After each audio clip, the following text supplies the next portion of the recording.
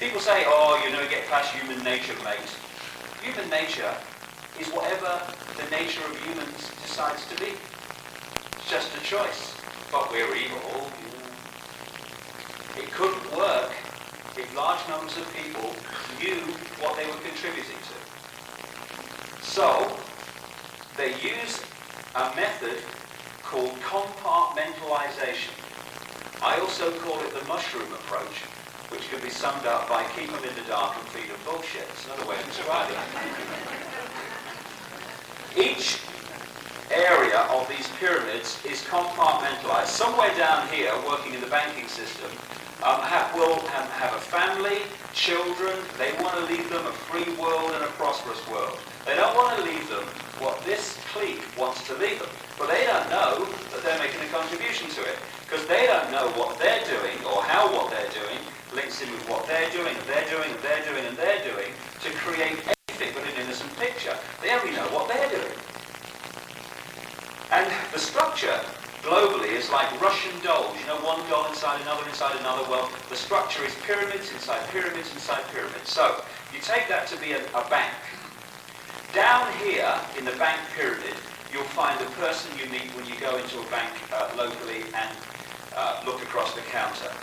They won't know what's happening in the bank manager's office behind them. They won't know what's happening at regional level. They won't know what's happening at board level. And board level won't know what's happening in the clique that really runs these organizations. The bank then fuses into the next biggest pyramid, which is the banking global network pyramid. And at the peak of that, all the major national and international banks are owned and controlled by the same people. A transnational corporation is a compartmentalized pyramid that fuses into the global transnational corporation global network, and at the peak of that, the transnational corporations are owned and controlled by the same people, and they're the same people that own the banks. Same with the global media, same with the global politics, and same with the pharmaceutical companies. And they fuse into a tiny clique which is based on bloodlines being passed on through the generations like a baton in a relay race. And this same clique basically through the generations goes on passing the same policy down through all these apparently unconnected areas of our lives. This is why throughout, just look at this century, it doesn't matter what areas of our lives we're looking at, whether it's local business to regional business to national business to transnational corporation, whether it's small bank to regional bank to national bank to global mega bank, whether it's small newspapers owned locally to regional groups to national groups to transnational newspaper media empires. Every area of our lives is shown the same pattern, from power and control and diversity of power and control to more and more centralization of control in all areas of our lives. That's no accident. It's been a policy that has pervaded down through the pyramid. And because we stand here, we say, well, I don't know, mate, it was just an edict from an eye. I know it's stupid, but I'm not to reason why. I'm just a do or die. Get on with it, don't we? We just take this stuff and make it reality without any sense of malevolence or knowledge of what we're involved in. Nothing sums up the compartmentalized pyramid approach more than the global secret society network. Not only do they control the business and the politics, a secret society is a compartmentalized pyramid. That's the very nature. You get initiated into the next level up, and if you're not acceptable, you stop there and never get any higher. But say the Freemason secret society, that fuses into the global secret society network, and at the peak of that, all the secret societies, the major ones anyway, are controlled by the same people. The Knights of Malta are the Freemasons. The Freemasons are the Skull and Bones Society in America. They're the same organization with the same agenda. But the vast majority of people involved in the Freemasons have not got a clue that they're involved in anything. They go down the local lodge, they roll the trouser leg up, they wheel the wife out for the dinner once a year. It's a bit of a clog to most of them. Vast majority of Freemasons in the world, the overwhelming majority, never get higher than the bottom 3 levels of degree. And I've got to be pocket. In the Scottish Rite of Freemasonry, which pervades much of world politics and business, there's another 30 official levels above those bottom three, and above there, goodness knows how many unofficial levels. I saw an old Freemasons book in a second-hand bookshop in Australia, and in there, 4 Freemasons, and it was talking about the 64th and the 75th degree. And at that point, they're on a different planet in terms of their agenda than the vast majority of Freemasons down here, who are used as a front to hide what's really going on behind. And I came across a book by this guy, Albert Pike, I mentioned earlier, set up the Ku Klux Klan. He was the head of the southern jurisdiction of the Scottish Rite of Freemasonry in America. And he wrote a book for high-degree Freemasons called Morals and Dogma. And in it he said this: these bottom 3 levels are known as the blue degrees. Nice group. The blue degrees are but the outer court or portico of the temple. Part of the symbols are displayed there to the initiate, but he is intentionally misled by false interpretations. It is not intended that he shall understand them, but it is intended that he shall imagine that he understands them. In other words, keep him in the dark and feed him bullshit. Come back to the same thing all the time. Also, an intelligence agency like the CIA is a fiercely compartmentalized pyramid that then fuses into the global secret intelligence agency network, and at the peak of that, all the intelligence agencies are the same organization. The CIA is British intelligence, is Canadian intelligence, is Mossad, etc., etc. And there's a group of organizations, get to the spiritual stuff soon, but to get the 3D out of the way, we need to know this, I think. There's a group of organizations which basically operate in that part of the pyramid. I'll come to them in a second. And around here, and I'm being optimistic probably, in the pyramid, are the positions of apparent power in the world. This is where you'll find the President of the United States, the Prime Minister of Canada, the head of the World Bank, the Secretary General of NATO. The media reports the world as if these people are there. They act as if they are there. They're nowhere near there. The people above them who own the banks and the transnational corporations and the media, they manipulate events and money to put into positions of power here, apparent power, those which either represent their interests or are no problem to them. The idea of the President of the United States at the top of the political pyramid. What happens, just before I leave this thing, what happens, say you've got a 2-party state in the country like the Republicans and the Democrats. You take a line down the pyramid there. There's the Democrats, there's the Republicans. At this level, the 2 sides, members of those parties, genuinely think they're fighting each other. They knock on the doors, oh, it'd be terrible if the Democrats get in. Well, they believe it. Up here, they start to see it's all a bit of a game, but there's a few quid in it. Up here, the Republicans are the Democrats. The Democrats are the Republicans. The Labour Party in Britain is the Conservative Party. Now, these organisations that operate in this area, the bottom level of them will be here somewhere. Then you'll get positions of power, and these organisations in their hierarchy go into there. Are a group of organisations that started in Britain in the last century. London is a major centre for this, perhaps the major centre. Not John Major's government, obviously, but the secret society network that coordinates the hidden hand.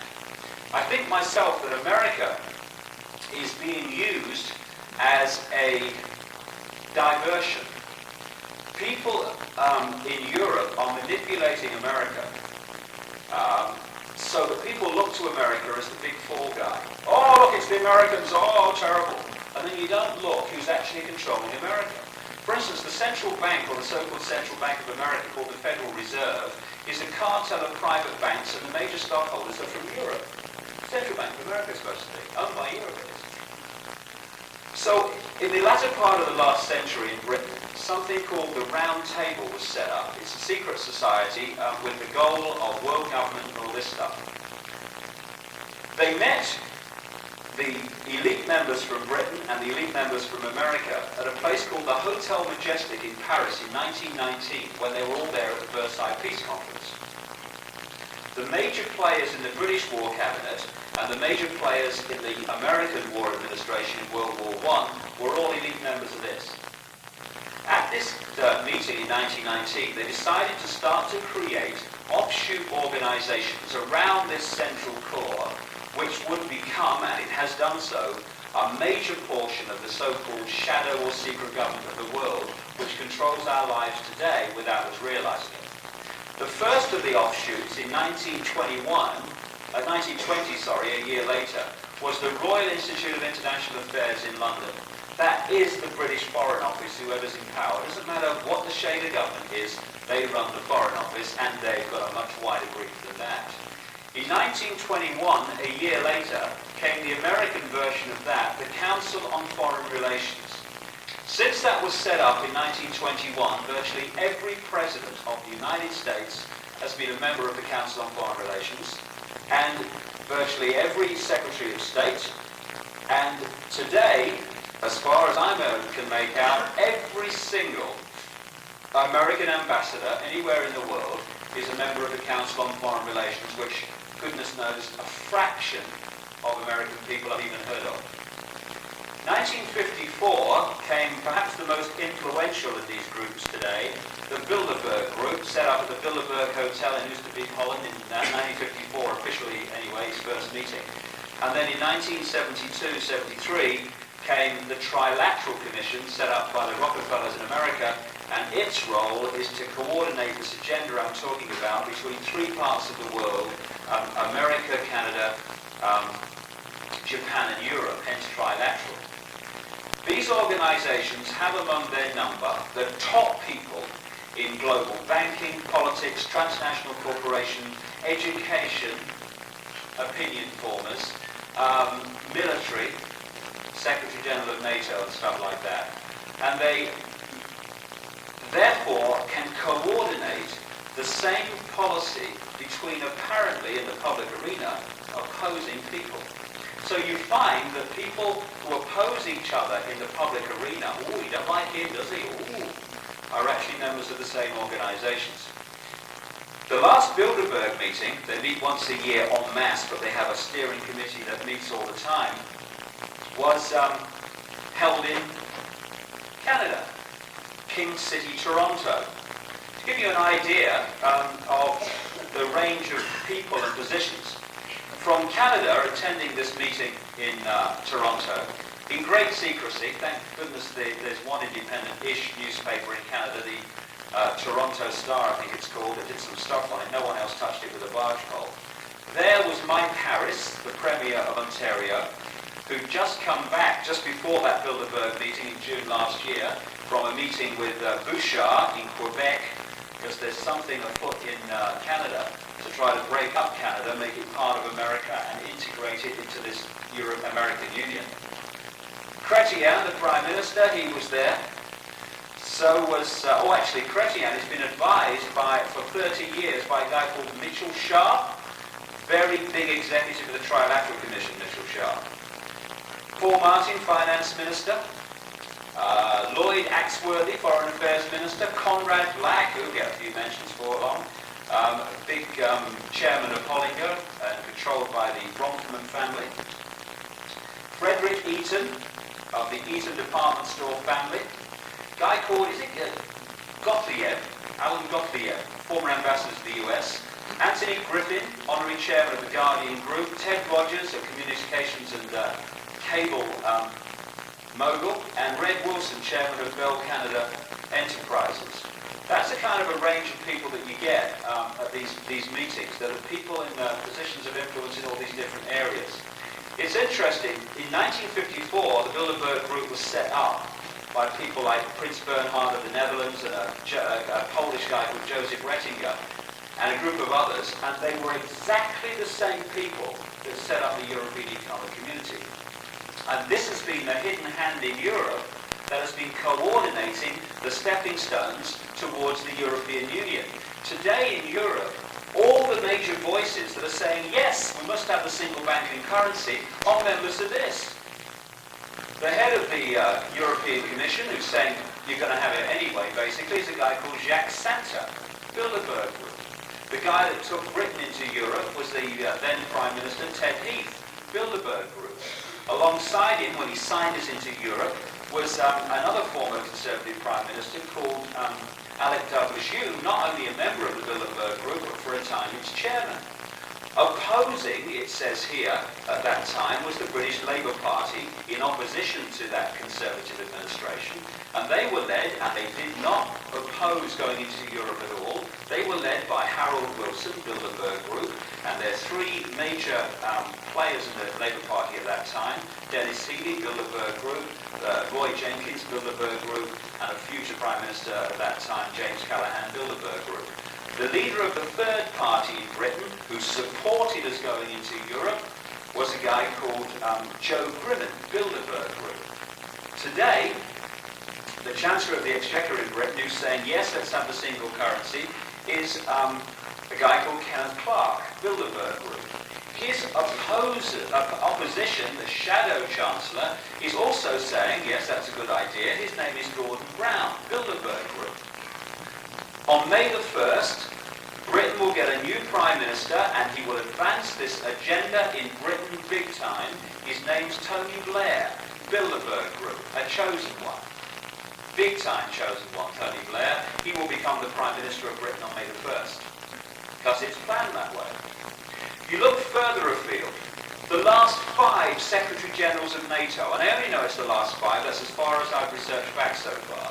The last 5 Secretary Generals of NATO, the biggest military operation in the world, Joseph Luns, Bilderberg Group, Lord Carrington, Chairman of the Bilderberg Group, Manfred Vernon, Bilderberg Group, Billy Place, Bilderberg Group, the present one, Javier Solana, Bilderberg Group. Present head of the World Bank, whose investment policies have created human and environmental catastrophe in what we call the Third World. The present one's a guy called James Wolfenson, Bilderberg Group. And so are a stream of his predecessors, including an American called Robert Strange McNamara. Obviously his mother was a psychic. Bilderberg Group. Where I tell them. What else? Over the last few years, there has been created something in Switzerland called the World Trade Organization. It has now powers to impose major fines on nation states who seek to protect their own economy from imports, and therefore make all economies at the mercy of the world system which the few control.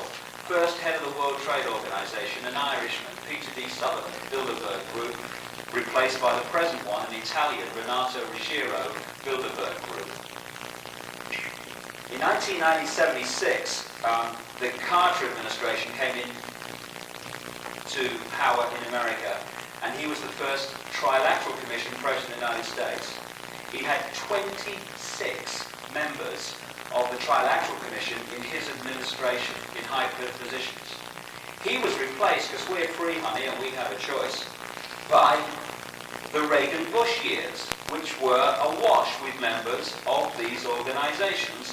And then they were replaced by the Democrats. Again, we have choice of Bill Clinton, and his administrations have been awash with members of these organizations. Canada, America, Germany, Britain, Australia, New Zealand, they are not democracies. They are one-party states, projected as democracies, so that we'll not realize what's going on and therefore not do anything about it. Before I leave this subject, just move on. There's one thing that really sums up what I'm saying about a hidden hand working behind apparently unconnected events and people. Now that's the Bosnian conflict. The Bosnian conflict was problem-reaction solution to advance the agenda of the World Army under central control. At the start of the Bosnian conflict, the status quo was the United Nations peacekeeping operation. Had that worked and been effective, that would still be the case now. From our point of view, great, because it would have worked. From the agenda's point of view, nightmare, because they wouldn't have advanced further to their goal. So the United Nations peacekeeping operation was thoroughly discredited and embarrassed on purpose. The more horrific pictures came out of Bosnia, the understandable global political and public reaction was, this can't go on, something must be done. What are they going to do about it? And the solution has been a 60,000 strong world army, the biggest multinational force assembled since the Second World War. The agenda has moved on. New precedent has been set. Therefore, given that, and given the agenda of these organizations is a world army, it's interesting to look at the common themes between every major peace negotiator in Bosnia since that conflict began. The first European Union peace negotiator appointed was Lord Carrington, British politician, President of the Royal Institute of International Affairs, Chairman of the Bilderberg Group, Trilateral Commission member. He was replaced by another British politician, Lord David Owen, Bilderberg Group, Trilateral Commission, who was replaced by the former Swedish Prime Minister, Carl Bildt, Bilderberg Group. While they were there on behalf of the European Union, they were working closely alongside the United Nations appointed peace negotiators. The first one was Cyrus Vance, Bilderberg Group Trilateral Commission Council on Foreign Relations, who was replaced by a Norwegian, Thorvald Stoltenberg, Bilderberg Group Trilateral Commission. When that came to nothing and the horror went on, out of the blue, amid worldwide publicity, came an independent peace negotiator, Jimmy Carter, first Trilateral Commission President of the United States, Council on Foreign Relations member. That came to nothing in the end, and along came the group of people who negotiated the so-called Dayton Agreement which put into place the World Army. First one of these was a guy called Richard Holbrooke, Bill Clinton's peace envoy. Richard Holbrooke, Bilderberg Group, Trilateral Commission, Council on Foreign Relations. He answered to the Secretary of State at that time, Warren Christopher, Trilateral Commission, Council on Foreign Relations, who worked with the Defense Secretary, William Perry, Bilderberg Group, and they all answered to the President Bill Clinton, Bilderberg Group, Trilateral Commission, Council on Foreign Relations, who answered, and all presidents answer, to the unelected David Rockefeller, leading executive and funder of the Trilateral Commission, the Bilderberg Group, Council on Foreign Relations, and the Royal Institute of International Affairs. The first head of the World Army in Bosnia was Admiral Leighton Smith, Council on Foreign Relations, and the civilian operation there is headed by Carl Bildt, Bilderberg Group. Just a coincidence, nothing to worry about. Now, if I can establish that, and other researchers can establish that. Actually, I think that bit's original research, because I followed my nose for that one. But other people have kind of established similar things and similar connections. Why can't the millions of journalists in the world who are paid to tell us what's going on do the same? I had a guy from the Daily Mirror, major tabloid newspaper in Britain last year, asked me how to spell Bilderberg Group. You know, you cannot bribe or twit. Well, there's another reason why this stuff doesn't get out through the mainstream media. These own the media. You don't hear about any of this stuff in 52% now of newspapers in about it in Telegraph newspapers in Britain. You don't hear about it in a stream of newspapers in Australia, known as the 150 magazines and newspapers worldwide, including the Jerusalem Post, because that lot is owned by the Hollinger Group, which is owned by Conrad Black, not just a member of the Bilderberg Group, but one of its inner core elite, controlled by the Bronfman family.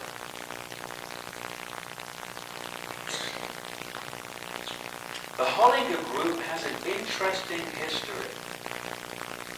52% of newspapers in Canada now are owned by that, owned by British intelligence. Interesting story, this. During the last war, intelligence, an elite corps known as the Special Operations Executive, called War Supplies Limited, and it was run and fronted by two of their agents called Edward Plunkett Taylor, who later wrote banking laws for the Cayman Islands, and another agent of British intelligence called George Montague Black. After the war, Argus Corporation, and it started buying up media outlets all over the place, and it's been more recently changed its name to the Hollinger Group. It's still a front for British intelligence, and it owns things like the Vancouver Sun and goodness knows what else. We don't hear about any of this in the Washington Post. The Washington Post is owned, or it seems to be, she's owned as well, by Catherine Graham, Bilderberg Group, trying to foreign relations. We don't hear about it in the New York Times, the Los Angeles Times, in ABC, CBS, NBC, because they're all in control. What you do, we're coming back to this here, what you do is you control the money, you control the transnational corporations, you control the politics, and you control how that's reported to the people. Knowledge, ignorance. Before I get to the spiritual side of this time, what we can do, well, that's the end of that. That's the Isle of Wight, the snow. Nothing sums up, I guess, the extent to which we've given our power away and the extent to which we have lost more than the world financial system, which seems to be very complicated. It's great to scam this. What you do is you make something very simple sound really complicated. People switch off, don't they? They go, oh, I can't be bothered with it. And, or Jeopardy is, that's a new one, isn't it?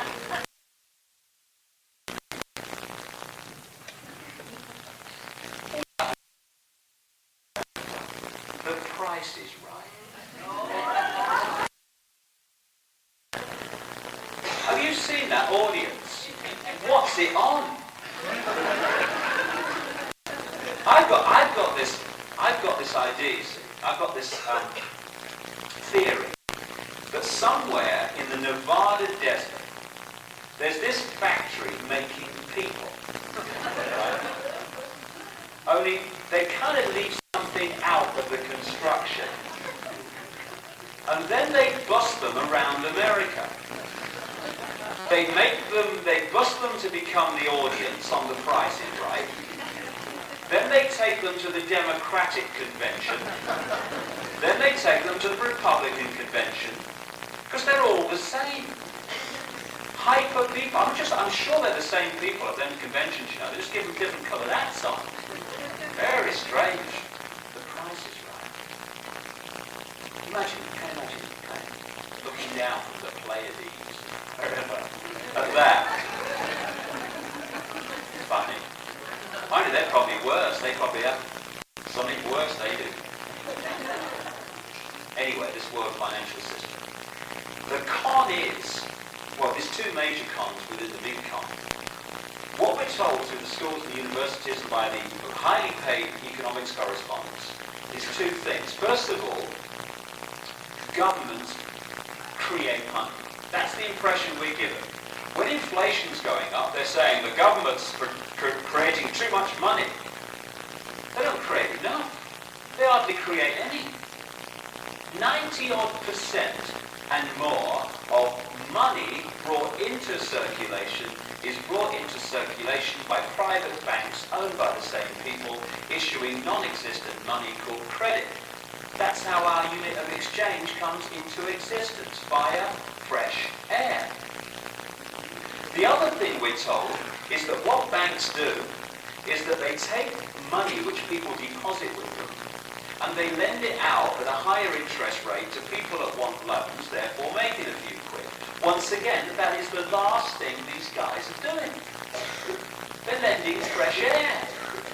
Because the same people who control the politicians have also controlled the banks for a long time now, laws have been passed which allow private banks to lend at least 10 times what they've got on deposit. Fresh air. And we're paying interest on it. Duh. There's a little simple explanation of how this kind of works, even for a former Coventry goalkeeper. A bank here has one depositor, puts in $1 million, dead simple. Guy comes along, wants to borrow 100 grand. Now before he can do that, which turns out to be fresh air, he's got to commit to the bank wealth that does exist. His house, his business and all that stuff. And if he don't pay back interest on money that doesn't exist, they get his wealth that does. Take me home, mother, it's mad down here. But we're so grateful, have you noticed that? We're sitting in the bank manager's office, aren't we? The little ticker's going, oh, my best suit. Oh, my God. Will he lend me money that doesn't exist and let me pay interest on it? Oh, my God.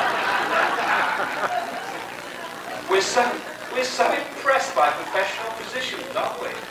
My mother is. Back in the 50s and the 60s when I was a kid, when the doctor came, it was like a royal visit. It's like that here. It was. All the windows were clean, best cooks came out, Uber came out, because the doctor's coming. And she was ever so grateful, thank you for coming, doctor. I said, you're paying him, mother. She back out the room. Thank you ever so much for giving me those pills to overcome the effect of the last one you gave me. I'm ever so grateful.